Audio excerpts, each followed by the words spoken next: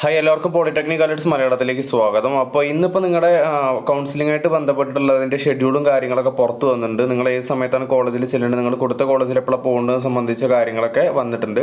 അപ്പോൾ അതെങ്ങനെയാണ് ചെക്ക് ചെയ്യാൻ നോക്കുന്നത്? നിങ്ങൾ പോളിടെക്നിക് അഡ്മിഷൻ 2024 എന്ന സൈറ്റിൽ കയറുക. അതിനുശേഷം ലാറ്ററൽ എൻട്രി ത്രൂ എന്നുള്ളതിൽ ക്ലിക്ക് ചെയ്യുക. പിന്നെ ഈ നാലാമത് കാണുന്ന സ്പോട്ട് അഡ്മിഷൻ കൗൺസിലിംഗ് ഷെഡ്യൂൾ എന്നുള്ളതിൽ ക്ലിക്ക് ചെയ്യാം. അപ്പോൾ നിങ്ങളിത് ക്ലിക്ക് ചെയ്തതിന് ശേഷം നിങ്ങൾക്ക് ഓരോ ജില്ലകളിലുള്ള ഗവൺമെൻറ് പോളിടെക്നിക് കോളേജുകളുടെ ലിസ്റ്റുകൾ വരുന്നതായിരിക്കും. അപ്പോൾ നിങ്ങൾ ഏത് കോളേജിലാണോ നിങ്ങൾ കൗൺസിലിങ്ങിന് വേണ്ടിയിട്ട് കൊടുത്തിട്ടുള്ളത്, ആ ഒരു കോളേജ് നിങ്ങൾ ഈ ഒരു ലിസ്റ്റിൽ നോക്കുക. എല്ലാ ജില്ലകളിലെയും കൊടുത്തിട്ടുണ്ട്.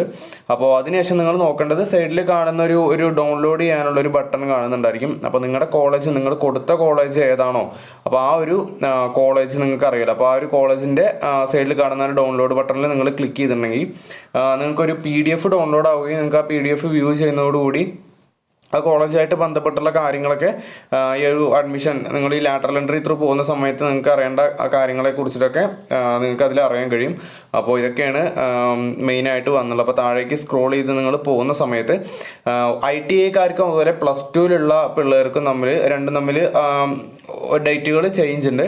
അപ്പോൾ 21/6/2024 മുതൽ രാവിലെ 9 മണി മുതൽ 10 മണി വരെ 1 മുതൽ 1000 വരെയുള്ള റാങ്കിലുള്ള ആളുകൾക്കാണ് ചെല്ലാൻ കഴിയുക. അതേപോലെ തന്നെ 21/6 നാളെ തന്നെ 10:30 മണി മുതൽ 12 മണി വരെ 1001 മുതൽ അങ്ങോട്ടുള്ള ഫുള്ള് റാങ്ക് ലിസ്റ്റിലുള്ള ആളുകൾക്കായിരിക്കും അഡ്മിഷൻ്റെ കാര്യങ്ങൾ നോക്കാൻ പറ്റുന്നുണ്ടായിരിക്കാം.